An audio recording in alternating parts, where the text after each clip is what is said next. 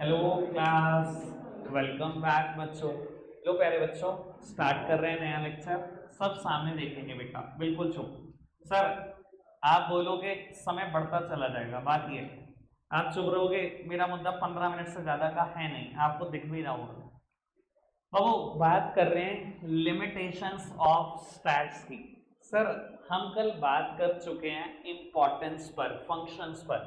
Sir, बहुत importance है stats की, हमने सब कुछ जान लिया। फॉरकास्टिंग करना, प्लानिंग एंड पॉलिसी फॉर्मुलेशन करना, इस कॉम्प्लेक्स न्यूमेरिकल डेटा को सिंप्लीफाई फॉर्म में प्रेजेंट करना, सब कुछ जानना है। स्टैट्स के सिर्फ फायदे नहीं हो सकते, सिर्फ नुकसान भी हो सकते हैं। तो बेटा आओ, नुकसान को जान ले, और सच में नुकसान भी हैं और खतरनाक है। तो पहली और दूसरी बात तो मेरी चर्चा बहुत नॉलेज में पहले डिस्कस कर चुका हूँ। सर, क्वालिटेटिव बात तो स्टडी करना है स्टैट्स में, या सिर्फ numerical data, quantitative data. Quantitative data sir ऐसी चीजें डिस्कस करते हैं जो मेजर क्वांटिटी है, जस्ट लाइक किसी इंसान की ऑनेस्टी, किसी इंसान का इंटेलिजेंस, आपका किसी को लेकर प्यार, फ्रेंडशिप, लव। सच में ये चीजें मेजर नहीं हो सकती ना। हाँ, वो बोल लिए तो बोल दो कि किसी से कितना प्यार करते हैं, ठीक है ना। तुम तो गलत ही सोचोगे, माँ और बच्चे का प्यार सोच लो भाई, ऐसे क्यों सोचते हो यार, उम्र ही तुम्हारी कैसी है, पागल ही है। हाँ जी बेटा। बाबू, क्या ये चीजें कभी मेजर हो सकती हैं क्वांटिटी में? नहीं हो सकती। तो बेटा ऐसी चीजें कभी स्टैट्स में डिस्कस ही नहीं होती, पता है ना। स्टैट्स में सिर्फ न्यूमेरिकल फिगर डिस्कस करते हैं, क्वांटिटेटिव डेटा। आगे बढ़ोगे, stat does not deal in individuals. Sir, तीन बातें याद है, aggregate, average, comparability. Sir, stats में हम एग्रीगेट डिस्कस करते हैं कि कोई इंडिविजुअल डेटा नहीं। बाबू, राम की मदर की एज 60 इयर्स है, ये है, ये स्टैट्स है क्या? क्वांटिटी में होने के बाद भी ये स्टैट है? नहीं बेटा, इंडिविजुअल डेटा का मैं क्या करूं, मुझे क्या समझ में आएगा? What conclusion can be drawn based on individual data? कुछ भी तो नहीं। ऐसी बातें स्टैट्स में डिस्कस नहीं होती जो इंडिविजुअल डेटा है। आप एग्रीगेट लाओ, पक्का डिस्कस करेंगे। कोई दिक्कत, कोई परेशानी तो नहीं है? दोनों बातें पुरानी है, अगर आपको याद आ रहा हो। आगे बढ़ते हैं।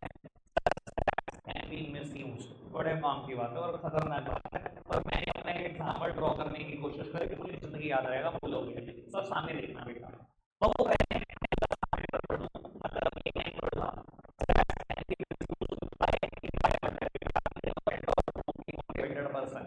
सर स्टैट्स मिसयूज हो सकते हैं कि नहीं? सर, एक रॉन्गली मोटिवेटेड पर्सन के थ्रू स्टैट मिसयूज हो सकते हैं।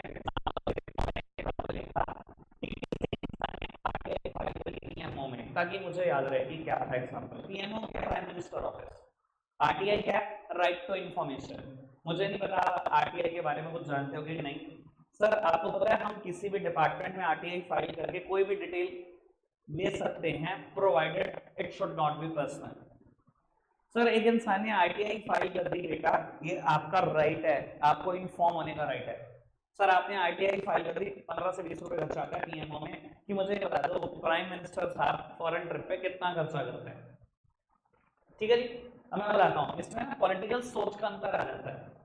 अब आप मानते हो जो मोदी के फेवर के बंदे हैं वो थोड़ा सा अच्छी अच्छी चीजें, जो खिलाफ हैं वो थोड़ी सी खराब खराब चीजें, सब अलग अलग तरीके से सोचते हैं।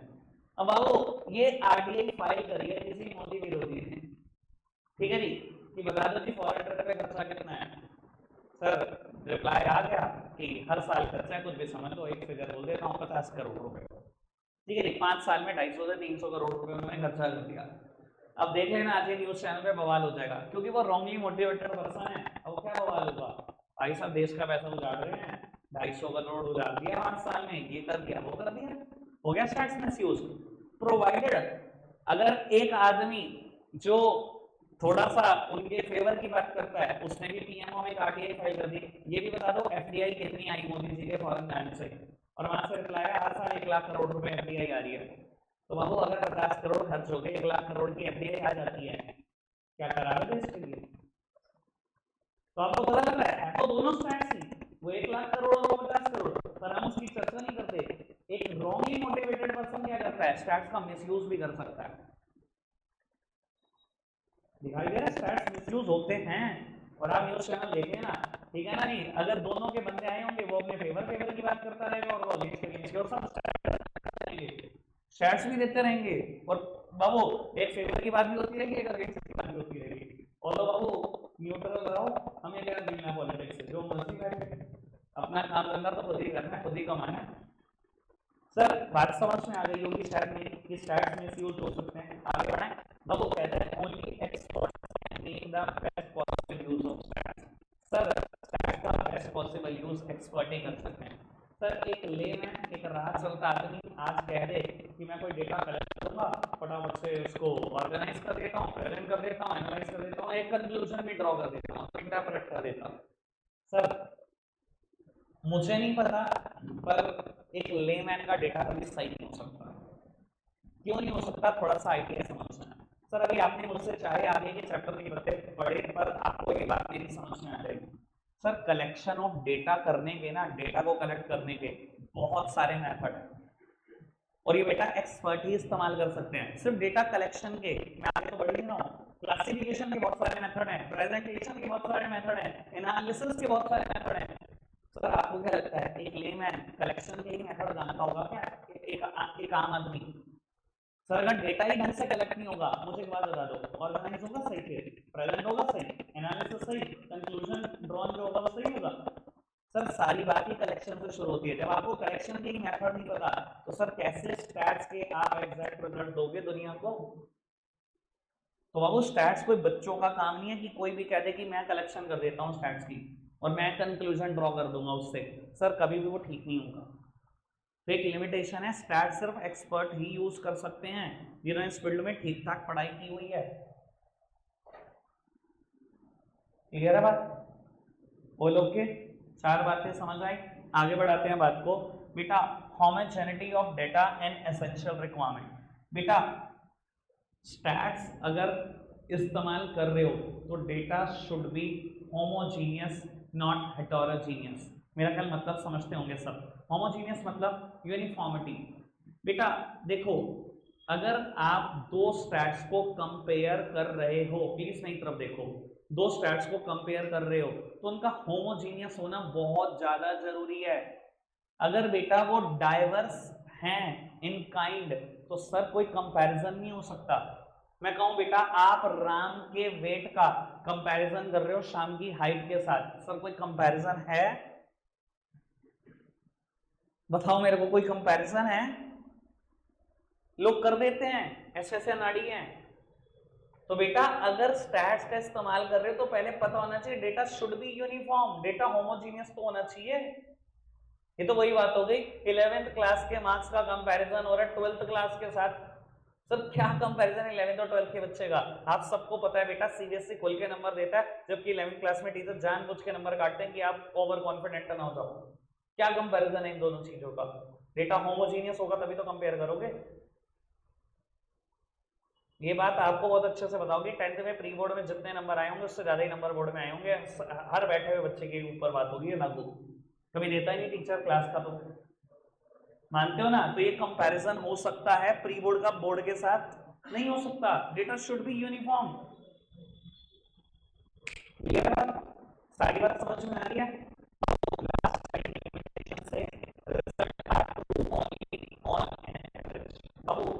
स्टैट्स में ना बहुत सारे रिजल्ट होते हैं, यानी कि बाबू एक बात समझाता हूँ आपको, बहुत अच्छे से समझ में आ जाएगी चीज आपको।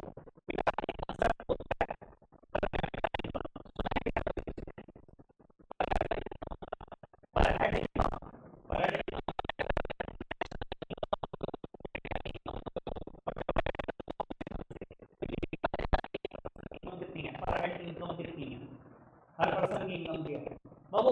अगर मैं ऐसा बोल रहा हूँ कि इंडिया में पर कैपिटा इनकम 50,000 है एवरेजली, तो बेटा ये डेटा जरूर ट्रू होगा, लेकिन सिर्फ एवरेज बेसिस पे ना, हर आदमी 50,000 रुपए कमाना होगा।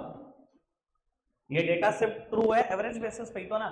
सर सामने बैठे हुए भी तो लोग हैं जो शायद दिन का 500 ही कमाते हैं, और लोकेश अंबानी भी तो है जो दिन का करोड़ों कमाता है। ये बात तो सिर्फ एवरेजली ट्रू हुई ना, हर एक में ट्रू हुई ये बात, हर एक चीज में करते रहते हैं। स्टैट की। कई चीजों को हम कह देते हैं एवरेज बेसिस पे ही है, एवरेज बेसिस पे ही है। सर एवरेज बेसिस पे ही ट्रू है बस वो बात, बाकी हर बेसिस पे ट्रू नहीं है। समझ में आ रही बात? सिर्फ 6th हेडिंग पढ़कर बता दो मुझे, फिर मैं 1 मिनट में आगे बढ़ाता हूँ। बाबू लास्ट टॉपिक शुरू कर रहे हैं, 2-4 मिनट। टॉपिक है डिस्ट्रस्ट ऑफ स्टैट्स। डिस्ट्रस्ट बाबू, बहुत सारी दुनिया को ये लगता है कि स्टैट्स के ऊपर हमें कोई कॉन्फिडेंस नहीं है, कोई विश्वास नहीं है, ठीक है ना। और उन्होंने अलग अलग गिविंग भी दी हुई है, अलग अलग स्टेटमेंट भी दी हुई है, मतलब स्टैट्स के लिए बहुत गंदी गंदी स्टेटमेंट लोग इस्तेमाल करते हैं।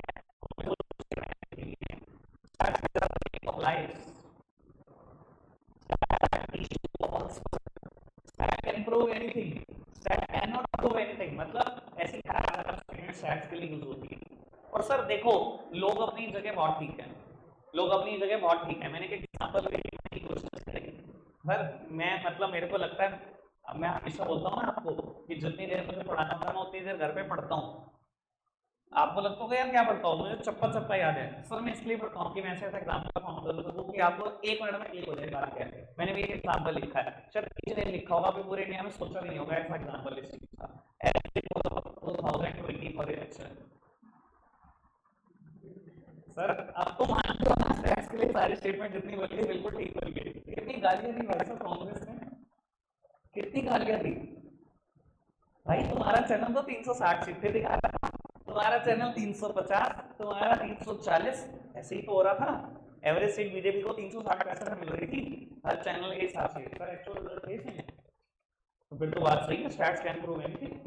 कुछ भी प्रूव कर दो स्टैट्स से, स्टैट्स आर इनफॉर्मेटिव।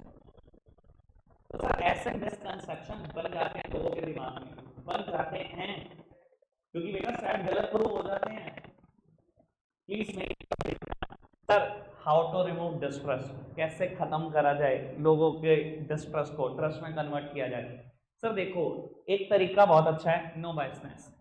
सर देखो ऐसा हो सकता है ना कि कुछ चैनल ने जो सर्वे किया हो वो ऐसे इलाके में ही कर लिया हो जहां बेटा बीजेपी के वोट्स हैं, उनका सैंपल साइज ही वो।